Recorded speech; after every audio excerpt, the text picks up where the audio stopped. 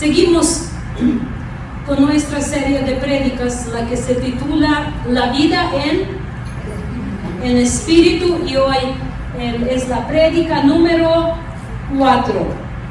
Vamos a rapidito recordar.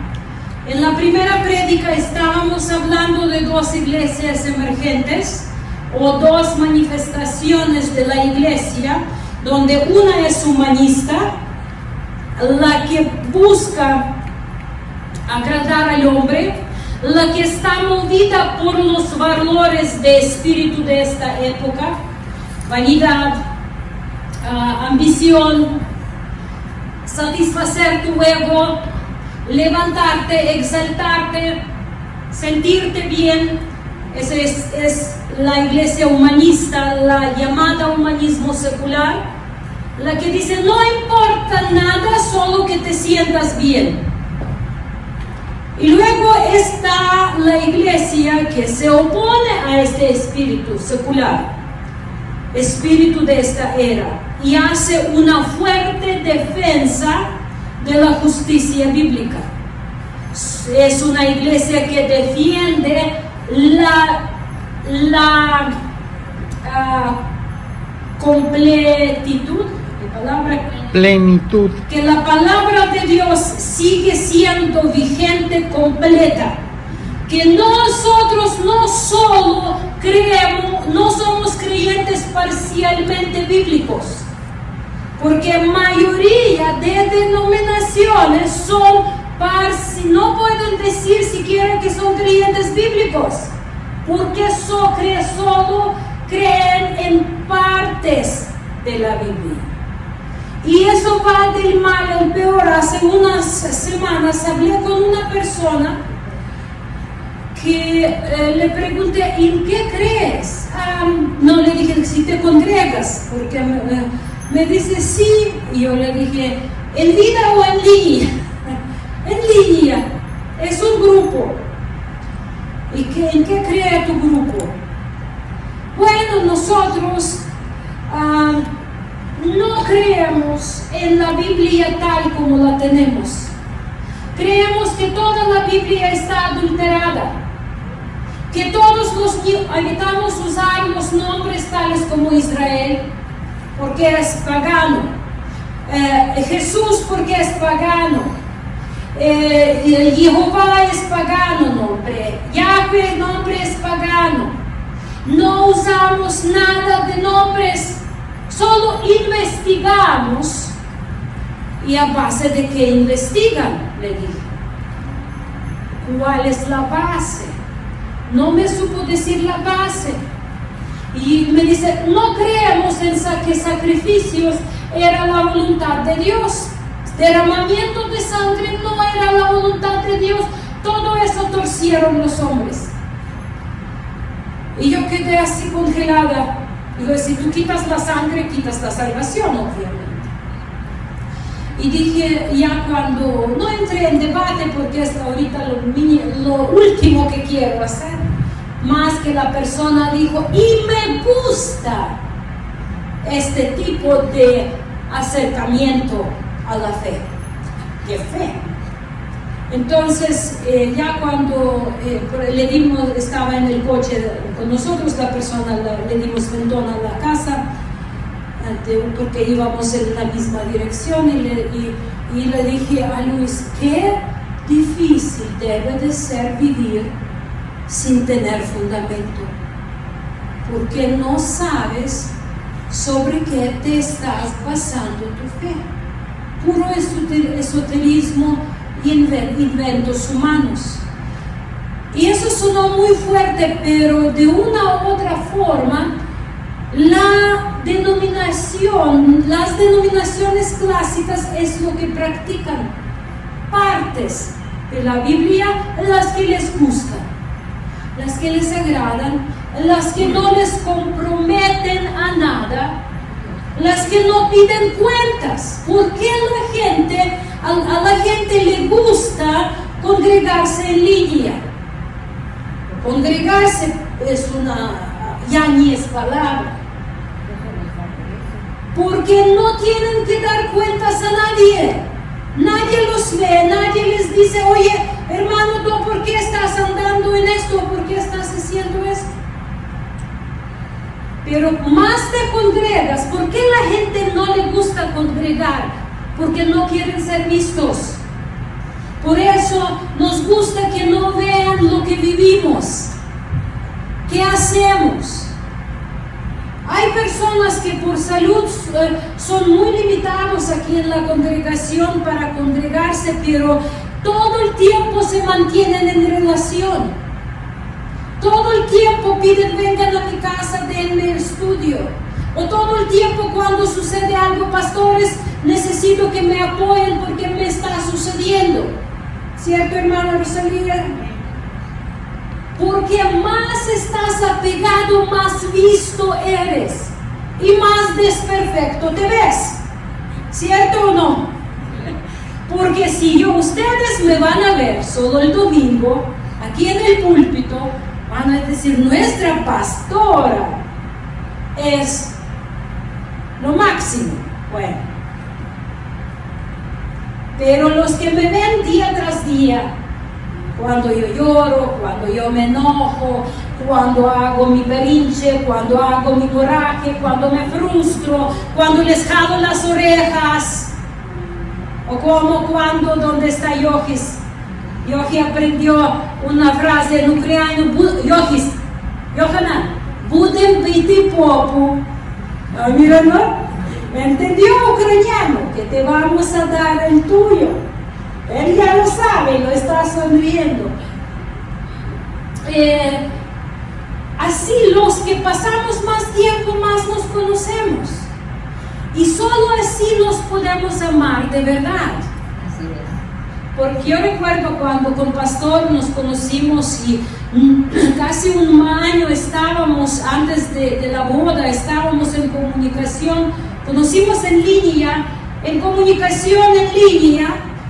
Yo pensaba que ese hombre es perfecto. Lo mismo tal vez él pensaba de mí, no sé qué pensaba, pero por alguna razón decidió casarse conmigo. Porque cuando no convives, cuando no ves cómo la persona reacciona a la crítica, a redacción, a exhortación. A mí siempre me ha sorprendido desde el momento que yo conocí a hermana Aida, me sorprendía hermana, porque yo a veces la regañaba, porque hermana viene de una denominación muy arraigada en ciertas tradiciones que no son bíblicas. Y hermana con toda su convicción, inocencia, empezaba a hacer yo, hermana Aida, y yo me daba pena porque por la edad, por respeto, por todo, yo le decía, hermana, a ver, dígame, ¿dónde está eso en la Biblia? Y hermana, lo siento, pastor, y nunca, jamás, en esto, ¿cuántos años, hermana, usted ya está en la congregación? Desde 11 años ya, ¿no? Jamás la vi que se molestó conmigo, jamás. Cuando yo le hice alguna observación, o a veces hasta lo hice de tal vez un poco molesta o irritada, pero jamás la vi enojarse conmigo. Solo me decía, no se preocupe, pastor. No, ya me daba pena solo esa frase, no se preocupe, pastor. Pero cuando nosotros no queremos crecer, mis hermanos, cuando no buscamos a ser transformados, es feo, es experiencia de ser transformado, es fea, ¿sí o no? Porque te duele, te desagrada. Hermana podría decir, ¿por qué esa escuincle me va a venir y me va a regañar si yo llevo 50 años de creyente y ella la mitad? Y por la edad igual, ¿no? Pero nunca lo he hecho porque ella se dispuso, y desde el primer día se dispuso y puso en la posición de oveja. Nunca vino prepotente buscando aquí yo sé algo y lo voy a servir. Entonces, no nos gusta esta luz. En general, estamos tratando de crear nuestra isla segura. Como me decía una hermana, a la cual quiero mucho, ¿y por qué no te casas? ¿Por qué estar juntado y sin casarse? Si tú pretendes ya vivir con esa persona toda tu vida, ¿por qué no te casas? Y me decía, es que todavía me queda si no me caso, me siento libre de echarme atrás en cualquier momento. ¿Sí me explico, mis hermanos? La luz trae un compromiso. Compromiso que cuando te vieron en un momento feo, tener humildad de decir, perdónenme, ayúdenme, corrígenme, sácanme de eso, estoy hundiéndome, ayúdenme porque estoy mal y si no me ayudan voy a perderme. Necesitas humildad, necesitas reconocer la autoridad, ¿cierto? Yo recuerdo cuando una esposa nos llamó con el pastor, dice mi esposo, tomó cerveza y se molestó y como que me pegó. Y no supe si podríamos venir, y venimos a su casa muy rápido. Y el esposo llegaba de repente también a la congregación. Y sentamos y empezamos a hablar y él nos dice, yo no los llamé. Ella llamó que habla con ustedes conmigo ni se meten, yo ni no les invité. Tiene todo derecho, si no es oveja, no somos pastores. ¿Sí o no? Si no es oveja, no somos pastores. ¿Por qué metemos? ¿Por qué nos metemos? Entonces, esa iglesia humanista está creando lugar seguro para la gente de no tener lastimados sus sentimientos, no sentirse apretados en sus hábitos, en sus vicios, en su forma de llevar la vida, porque pues cada uno tú sigues haciendo lo más importante, que no hagas mal a nadie.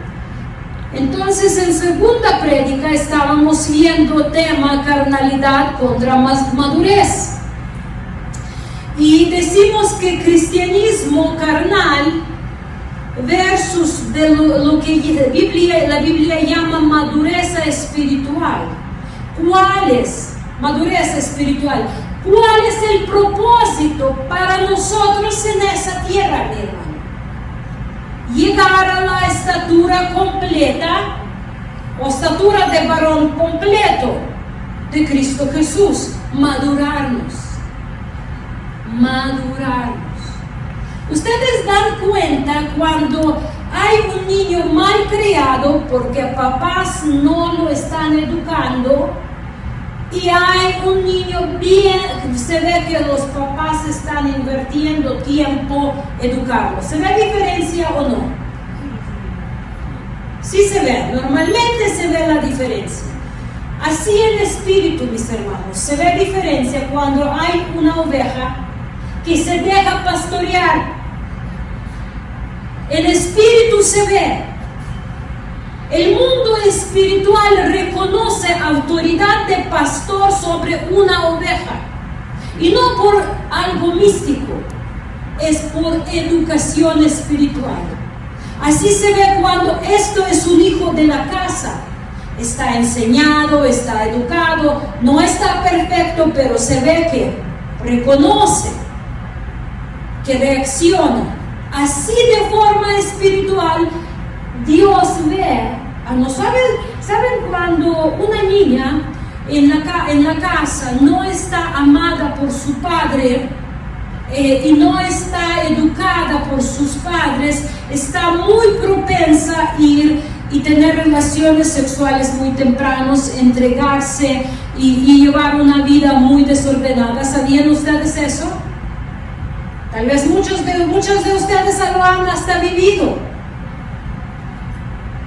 Pero una niña que está cuidada por su padre y protegida por su padre y sabe su valor, autoridad del padre en el espíritu la protege.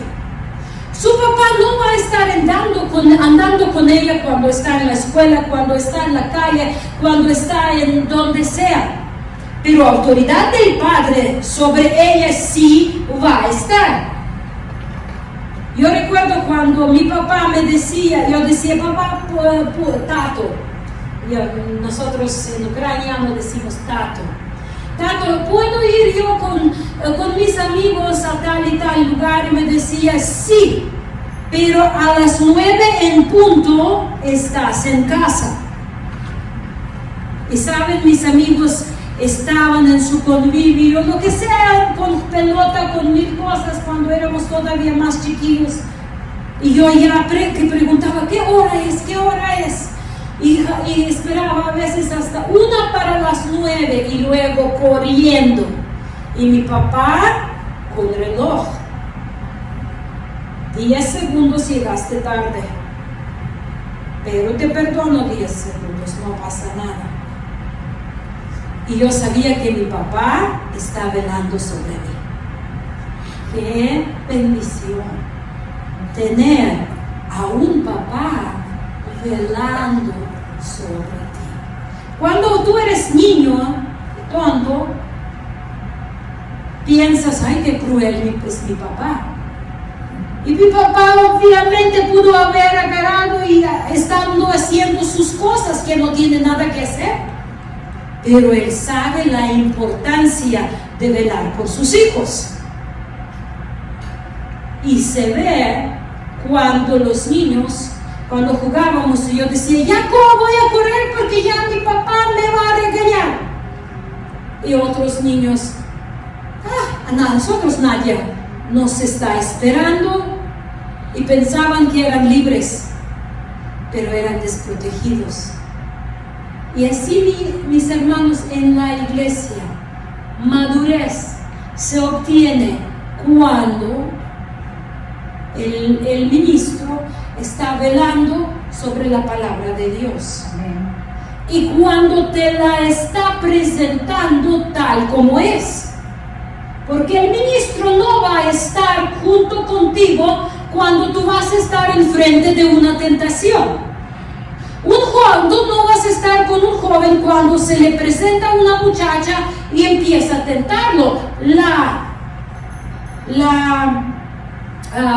Pastor no va a estar ahí, pero la palabra sí va a estar. Algo que me comentó ayer Vane, la palabra que la estaba deteniendo. A ver, rápido, no digas las circunstancias si quieres, pero cuenta, eso sería muy buena ilustración de lo que estoy hablando. Es que yo tenía la inquietud de emigrar para salir de mis deudas y de forma muy rápida, pero en mi cabeza lo único que me decía era en el día del desayuno de damas, cuando se va Noemí con su esposo y sus hijos de casa de pan a buscar pan. Entonces en mi cabeza siempre estaba eso de te vas a ir de casa de pan, porque aquí estoy siendo alimentada, estoy siendo cuidada, a buscar pan, a donde no hay pan que alimente realmente, ¿no? Y después de eso todavía unos días antes de que, un día antes de que llegaran pastores, decía, y además te quieres ir a meter a un país sodomita. Entonces era, nada más, eso era lo único que me detenía, porque sabía que era incorrecto. Entonces prácticamente no era el hombre que daba respuestas, porque cuando tú estás instruido, decía David, en mi corazón atesoré tu palabra para no pecar contra ti. Y la mejor forma que tú vas a saber que Dios te habló no es porque se acercó pastor o pastora y te dijo no lo hagas, no es tu camino, pero porque tú has sido instruido de discernir el bien y el mal. La voz de Dios, la voz del mundo, la voz del Espíritu de Dios y la voz de tu propia carne. Y si no es algo agradable cuando tú das cuenta que tu carne es codiciosa y quiere más y más, denme pastillas para codiciar y un poquito más y más y más. Entonces, es muy importante, ningún niño puede ser educado si no puede ser protegido si no está enseñado los límites de seguridad. Amén. Ninguna oveja puede estar segura si no está instruida qué seguridad significa. Por eso es tan importante dejar que te instruyan. Dejar que te instruyan. Claro que se requiere más tiempo. Claro, pagar un taxi a la semana y pagar 2 taxis a la semana. Pero bueno, vas a pensar que te conviene más 2 tacos y 2 taxis, o 5 tacos y un taxi. Ya vas a pensar qué es lo que en realidad de valor para ti. ¿Qué estás buscando? David, el libro de Proverbios dice: si amaras mi palabra con todo tu corazón y si la buscaras tanto como buscas oro y plata, entonces entenderás el temor de Jehová. Entonces, es lo que dice: si vamos a invertir tantas ganas y deseo buscar la palabra como invertimos para hacer pesos, para ganar dinero, solo así podemos empezar a entender el temor de Jehová. Y la tercera, entonces, segunda prédica, carnalidad versus madurez. Vimos que la iglesia carnal se opone a los propósitos de Dios porque trata de no ofender a los hombres y por tanto está diluyendo la palabra de Dios, y ya en sí mismo es una ofensa a Dios y contraria a sus propósitos para el hombre en la tierra. Tercera prédica, lo que vimos domingo pasado, la llamábamos enemigos de la cruz, donde estudiábamos Filipenses capítulo 3, y apóstol Pablo dijo: porque ahí andan muchos, de los cuales os dije muchas veces, y aún ahora lo digo llorando, que son enemigos de la cruz de Mesías, y el fin de los cuales será perdición, cuyo Dios es el vientre y cuya gloria es su vergüenza, que solo piensan en lo terrenal. Solo piensan en mi casita, mi trabajito, mi cochecito, mi telefoncito, mi hijito, y no ponen ningún límite de santidad y de seguridad en su vida. Todo está basado en pasar bien. Como decimos aquí en Yucatán, ya comimos, ya bebimos, ya nos hallamos. Aquí ya vamos a buscar otro lugar para comer y beber. ¿Cierto? Así vivimos, así tomamos. Y cuando yo digo aquí en Yucatán, refiero a la península. Ahora, sí, porque aquí todos pensamos de la misma manera.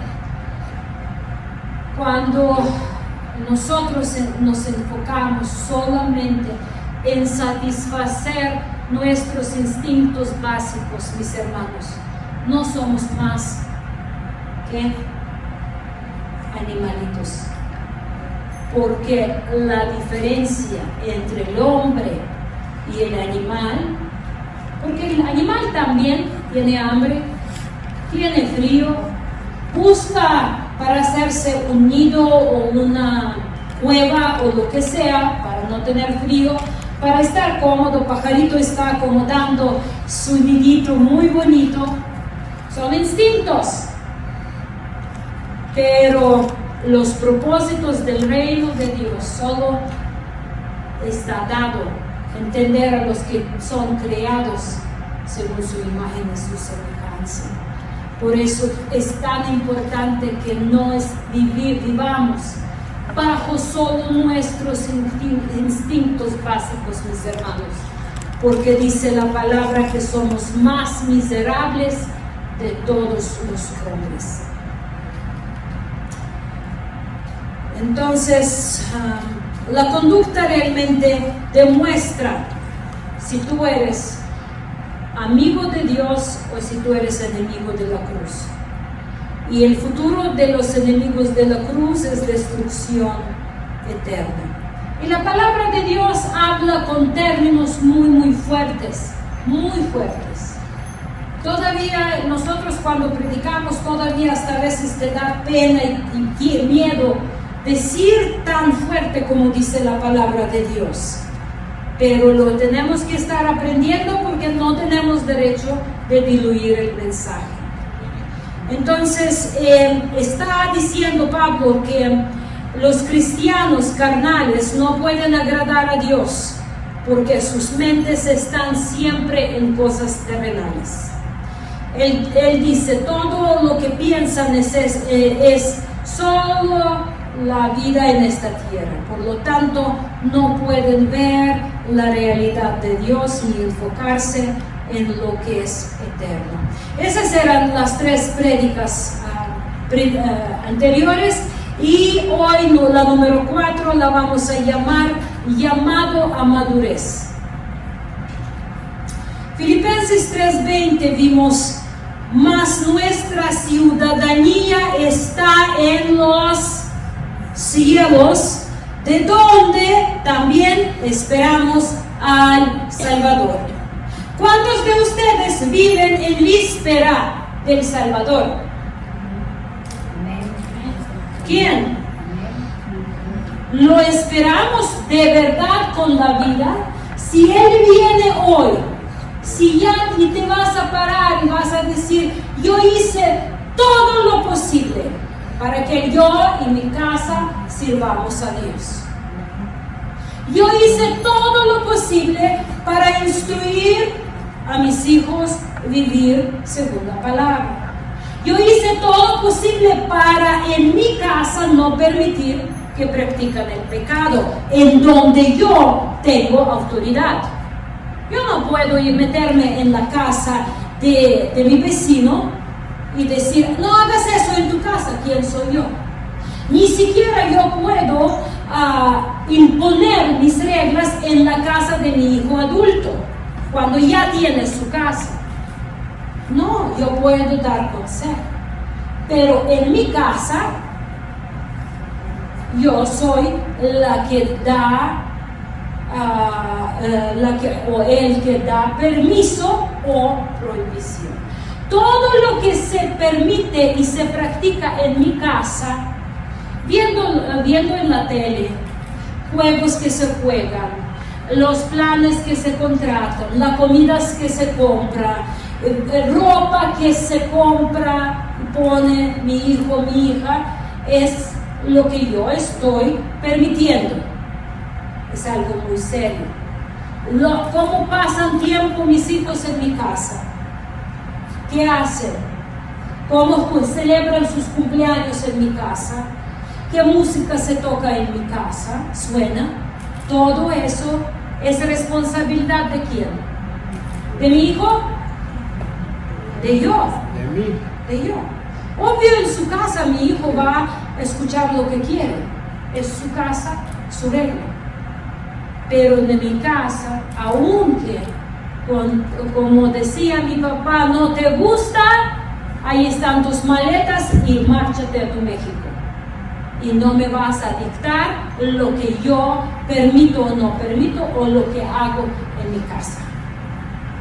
Y yo le doy gracias a Dios que mi papá no se preocupaba qué tal si Vala se molesta y agarra sus mochilas, maletas y va a México y nunca llega. Mi papá sabía que Vala se molesta y se le va a pasar. pero como me ama, y mi papá sabía que mi hija me ama y jamás va a hacer algo semejante. Mi hermana Ada, la que vive en el pueblo, como ella cada vez cuando iba a trabajar a la escuela, pasaba por la casa de mis papás porque es de paso, entonces en la mañana se asomaba para ver cómo están y de regreso, como pasaba a la tienda, compraba pan y cosas y pasaba a la casa de mis papás y lo dejaba. Y cada vez que entraba y mi papá le estaba algo enseñando, reprochando. Ay, tu esposo, le decía a veces. No, hay ciertas cosas que a mi papá no le agradaba en su marido. Como él hacía cosas. Y mi hermana, una cosa, otra, y ya se pelearon. Y mi hermana, ya me voy, ya. Y mi papá dice, vete. En unas horas regresas. Y hace unos días hablábamos con mi hermana por el teléfono y ella otra vez riendo, dice, como me decía mi papá, vete, en unas horas te veo aquí. Es algo, una cosa más desagradable a Dios es que los padres tengan miedo de sus hijos, porque en la Biblia jamás dice que los padres tienen que tener miedo de sus hijos. Dice que no les tengan que irritar. Es por decir, no entran con ellos en pláticas necias, según la edad, eso ya no es ahorita el tema. Pero jamás tenga miedo, porque si tú tienes miedo ya no eres papá, ya eres hijo. Es algo muy serio. La Biblia nos enseña que por eso en últimos días los hijos van a dejar de honrar a sus padres, todavía más van a ser ofensivos hacia sus padres, manipuladores. Si no me dejas, me voy. Adiós.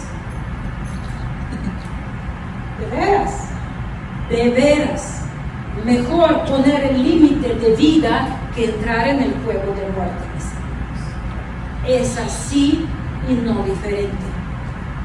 Entonces, Colosenses 3, 1 al 4 dice, si pues habéis resucitado con Cristo, buscad las cosas de arriba, donde está Cristo sentado a la diestra de Dios. Poned la mira en las cosas de arriba, no en las de tierra. Vamos a ver un ejercicio. ¿Cuáles son las cosas de la tierra? Denme unos ejemplos. ¿Perdón? El poder, la posición, sí. ¿Qué más? Todo lo material. Todo lo material también. ¿Qué más? Vanidad, bueno, es un término. Martín, ¿tú decías algo? El dinero. Bueno, la famosa, la dama, la fama y la lana. Sí, todo está en su... Tres pasiones que dominan prácticamente, que es dinero, poder adquisitivo, poder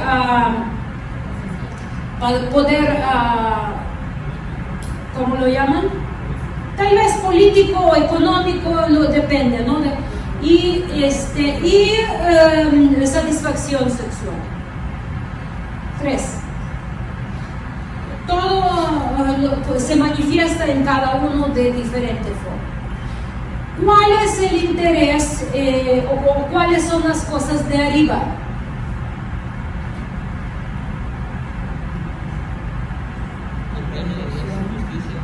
Pues sí, pero con ejemplos prácticos. Obedecer los mandamientos, bien. Pues eso es obedecer los mandamientos. Unos ejemplos más prácticos, ¿cuáles? Algunos según mandamientos. Buscar el reino de Dios y su justicia. Es muy término general. Visitar a los enfermos, bien. colocar los propósitos de Dios por encima de los míos. Ok, un ejemplo. Si Dios dice que yo tengo que servir, colocar primero el servicio a Dios antes de lo que yo quiera hacer, o sea, como decir, Ok. mi negocio, mi trabajo y todo Sí. eso. Sí, cada uno de nosotros tenemos nuestro cierto llamado. No todos somos llamados a ser pastores, apóstoles, evangelistas, maestros y profetas. No. Pero cada uno de nosotros tenemos el llamado para cual vamos a cumplir, del cual tenemos que subir. Y siempre interés terrenal se va a oponer a interés del reino de Dios. Siempre es lo que estamos viendo en esta serie. Por ejemplo,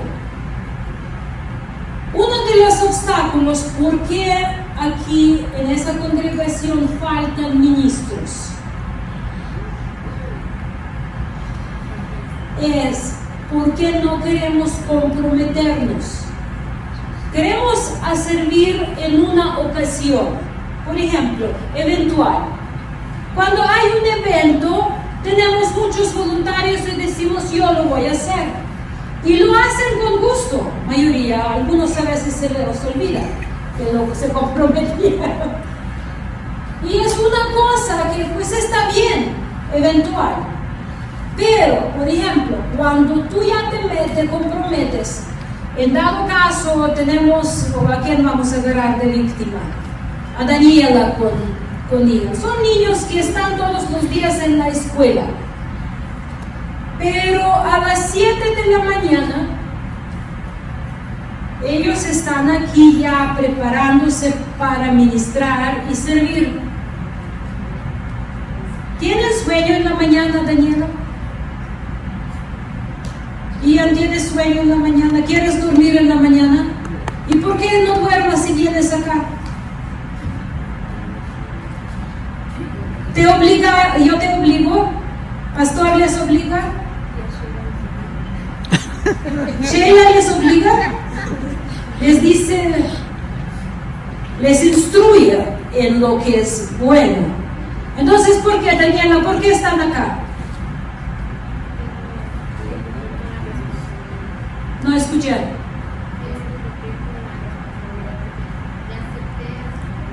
Y lo haces con gusto, pero te sufres en algunas cosas.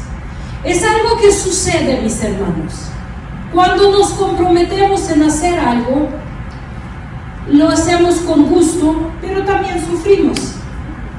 Nosotros cuando el pastor me dice siempre sábado, ¿a qué horas te pongo despertador? Y yo le digo 6:15, siempre el domingo. Y cuando suena 6:15, o cuando miro el reloj y son 5:30 y pienso, ay, todavía faltan 15 minutos, duérmete. Ya saben que es. Y ya cuando suena el despertador, ay, unos 5 minutos más, ¿no? Ya como en la noche no puedo dormir, en la mañana no puedo despertar. Son compromisos que hacemos, te cansas. En realidad, uno se cansa mucho. Hay cosas que tú haces y lo haces con gusto. Para mí, por ejemplo, yo desde el principio de la guerra me comprometí a hacer la oración por Ucrania cada día a las 9 de la noche, la hora ucraniana. Ahora hoy ellos cambiaron el horario, para ellos ya va a ser, pidieron las 8, para mí queda la misma hora, a la 1, que es una hora súper incómoda, ni puedo comer, o me como antes de la 1 o ya después de las 2, ni preparar, porque el pastor tiene que meterse a preparar, mucha incomodidad me causa, mucho. Pero ¿saben qué? Mi espíritu lo exija. Aunque esté cansada, aunque esté desechada, termino la oración, no saben, porque ahí está siempre una hermana que perdió su casa, otra hermana que perdió su familia en la guerra, otra familia que quedó completa. Y a cada una la veo y mi corazón se parte. Yo no puedo orar así como y a Dios. No, nuestro Dios no es así. Y a lo que voy, mis hermanos, si nosotros no aprendemos a poner nuestro interés eterno, interés celestial del reino de Dios encima de los intereses de tierra, nunca vamos a poder entrar y dar fruto para el reino de Dios. Esto es la cosa. Muchas cosas aprendes a la marcha. Para que, por ejemplo, tú despiertas en la mañana el domingo y para evitar extra estrés, buscando la ropa para ponerse, y no encuentras y te metes en la canasta de ropa sucia para sacar de ahí porque te faltó algo y lo sacas como un cordón, la ropa toda arrugada, y te vas ni tú estás a gusto ni la gente que te mira. Pero cuando tú desarrollas tu dinámica y dices, mañana vamos a la iglesia, salimos de la casa a tal y tal hora, entonces desde hoy saco mi ropa y la empiezo a planchar para que no piense que voy a poner mañana. Y en la mañana está la camisa de mi esposo, está mi vestido, y ahí solo nos levantamos, bañamos y sin extra estrés lo ponemos y vamos. ¿Saben que la mayoría de los estreses suceden porque no nos organizamos, no sabemos organizar nuestras cosas? Yo siempre digo, ¿a qué horas vamos al aeropuerto cuando volamos? Y nosotros con pastor 3 horas antes. ¿Por qué van tan temprano? Porque yo no quiero ser estrés el que puedo evitar. La vida ofrece suficiente estreses inevitables. Entonces, lo que se puede evitar, bien organizaditos, donde tú planeas ese día, necesito ya tener mi ropa planchada, mis calcetines, mis pantalones, lo que tú pones, y ya nadie se va a estar molestando. No tengo nada que poner en la iglesia. ¿Dónde está mi canasta? ¿Por qué no está lavada? Y todo eso, cuando nosotros ponemos intereses de la tierra, sabemos cómo manejar, aprendemos a manejar nuestro tiempo de la tierra para que no sea obstáculo. Podemos poner nuestra mente en las cosas de arriba, porque ya estamos sentados con Él en los lugares celestiales. Dice la palabra de Dios. Si estás sentado con Cristo en los lugares celestiales, ves las cosas de la vista eterna. Nada más. Nada más. Si tú estás bien colocado solo aquí en la tierra, obviamente si es todo lo que tienes, te vas a morder al otro para que no te lo quiten. Te vas a pelear la batalla terrenal para mantener lo que tienes, porque no descansas en lo que no se te puede quitar.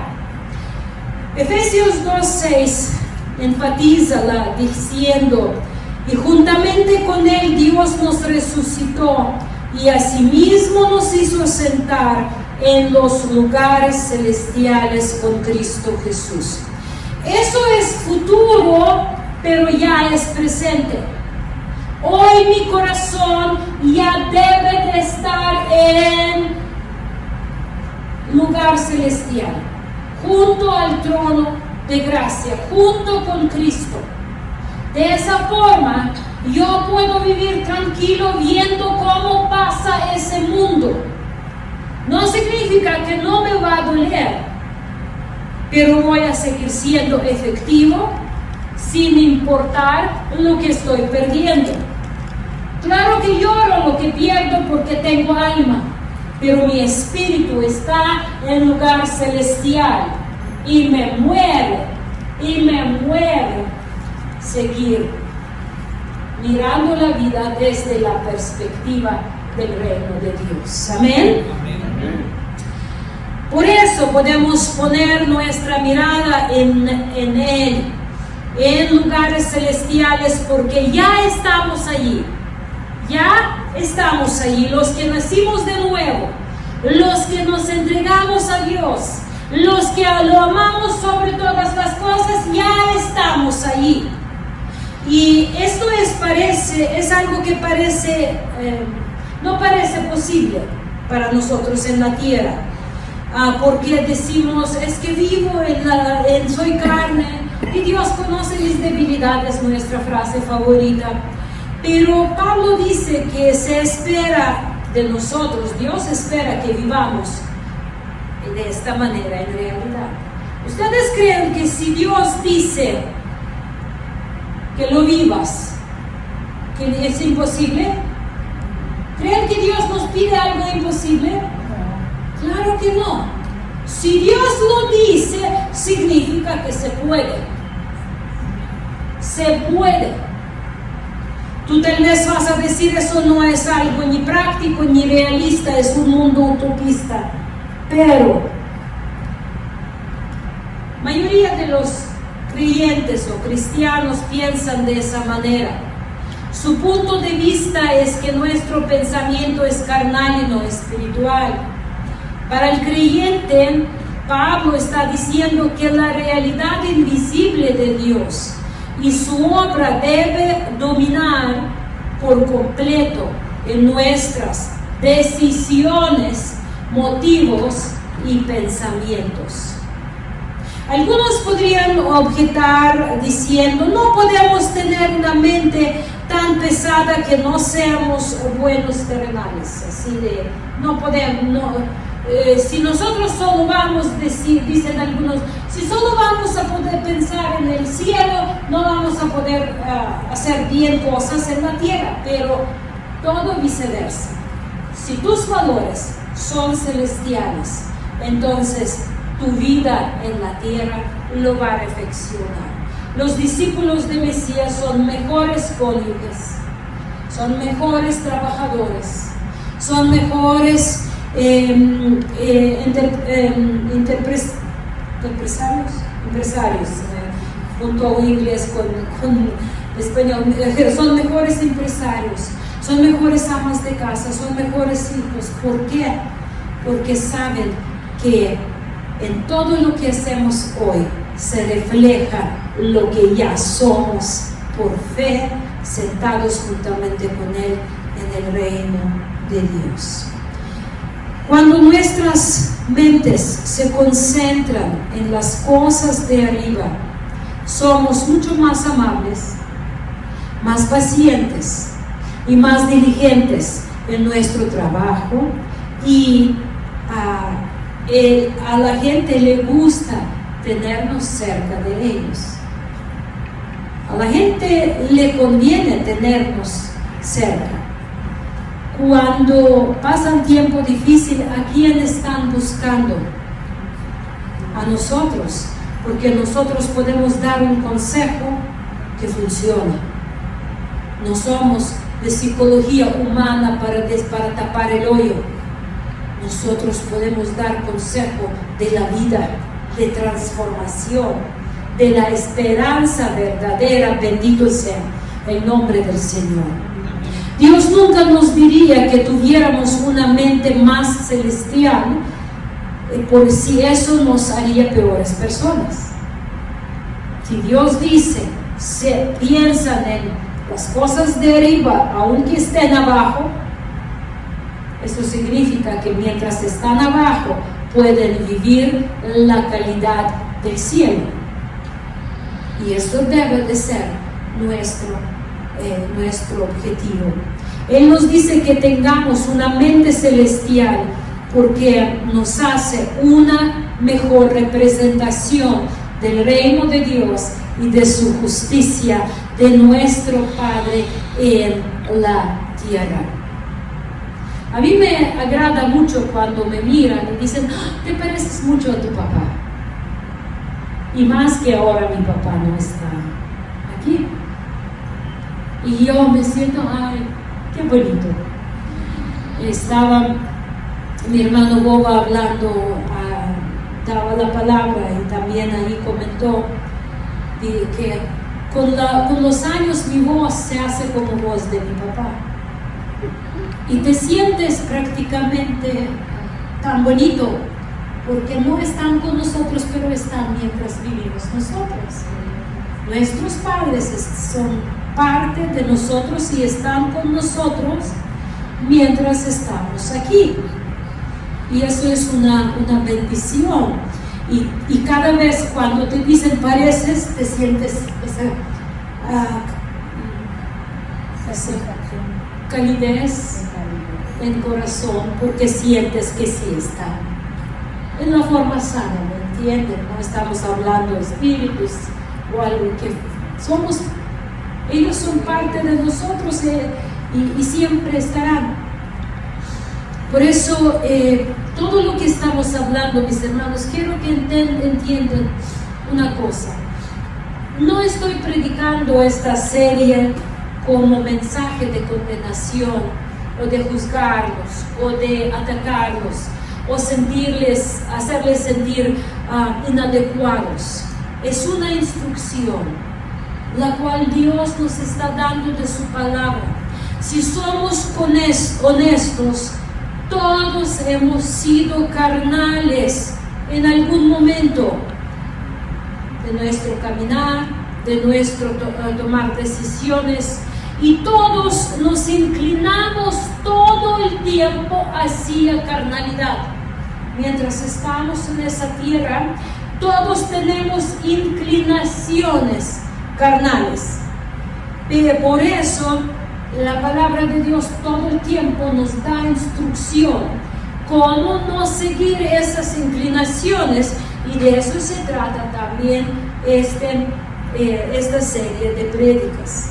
Obviamente yo no estoy hablando en esta serie de la perfección sin pecado. Mientras estamos en esa tierra vamos a tener imperfecciones y vamos a tener inclinaciones y luchas y etcétera. Pero lo que estoy hablando es la madurez espiritual, a la que Dios nos está llamando. La Escritura dice que nosotros tenemos día tras día estar crucificando nuestra carne. Esto es la palabra de Dios, y permitir que la libertad del Espíritu reine en nuestras vidas. Esta es la verdadera libertad y es el camino para vivir una vida vencedora y satisfactoria. Y rápido, una cosa más. Otra herramienta que Dios usa muchas veces para ayudarnos a madurar son las pruebas. Obvio, las pruebas no es una manera agradable a llegar a la madurez, pero es muy efectiva si le respondemos de manera adecuada. Todos pasamos por pruebas, pero es un gran desperdicio pasar por una prueba sin otro propósito que solo para sufrir, lo cual es completamente inútil e infructuoso. Entonces, Dios, en su sabiduría, mueve las pruebas que llegan a nuestra vida de tal forma que todo nos sirva para bien. Y nuestro bien no es que nos vaya bien. Nuestro bien es ser transformados a la imagen de Cristo Jesús. Romanos 8, 28, 29, leerlo juntos en casas. Entonces, cuando llega la prueba, su propósito es para hacernos bien.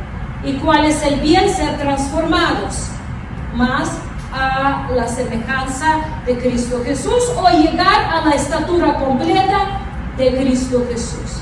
Entonces nos llegan diferentes pruebas y nosotros decidimos si son para nuestra madurez o para nuestra destrucción.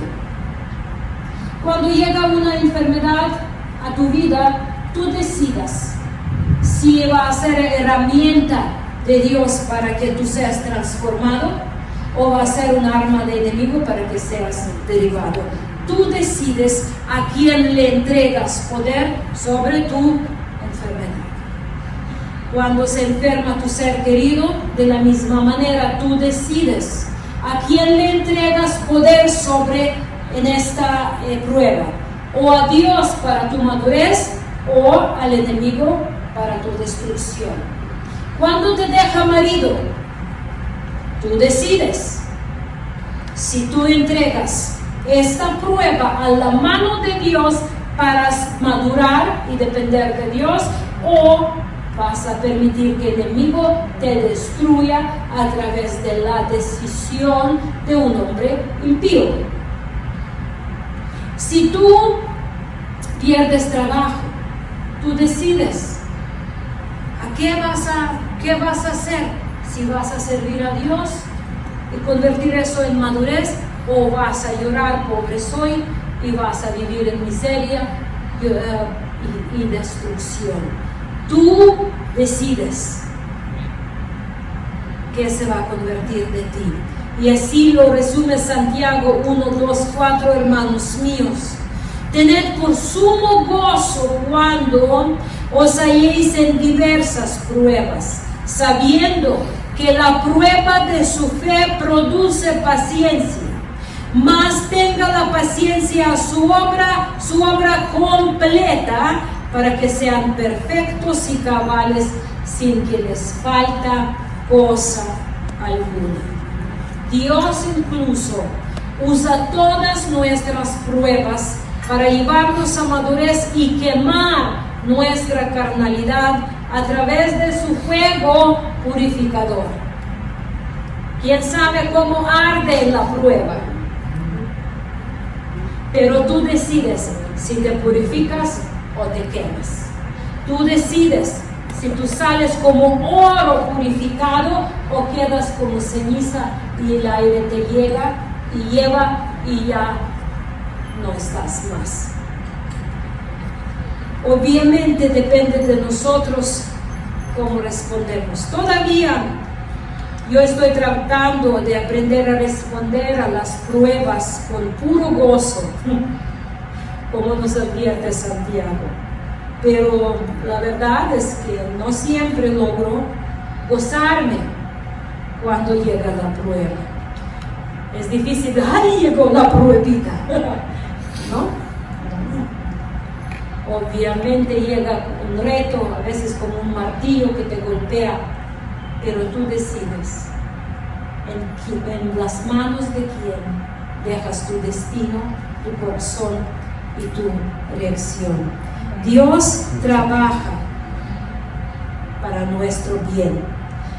Dios desea que no seamos como niños fluctuantes, sino que crezcamos y seamos plenos en Cristo, para que podamos gozarnos en medio de todas las circunstancias. Sabiendo estas cosas, Pablo escribió en Filipenses 1:6, estando persuadido de esto, que el que comenzó en nosotros la buena obra, la perfeccionará hasta el día de Yeshua HaMashiach, Cristo Jesús. Dios que nos está llamando a la comunión continua con su Hijo, es fiel y Él lo hará. En el nombre de Jesús. Amén. ¿Cuántos de ustedes desean crecer en madurez? Amén. ¿Cuántos de ustedes dan cuenta que, ay, qué inmaduro soy? A ver, ¿cuántos dicen, qué inmaduro soy? Yo también. Vamos a levantar nuestra mano y decir: Señor, en el nombre de Jesús, yo quiero crecer en madurez.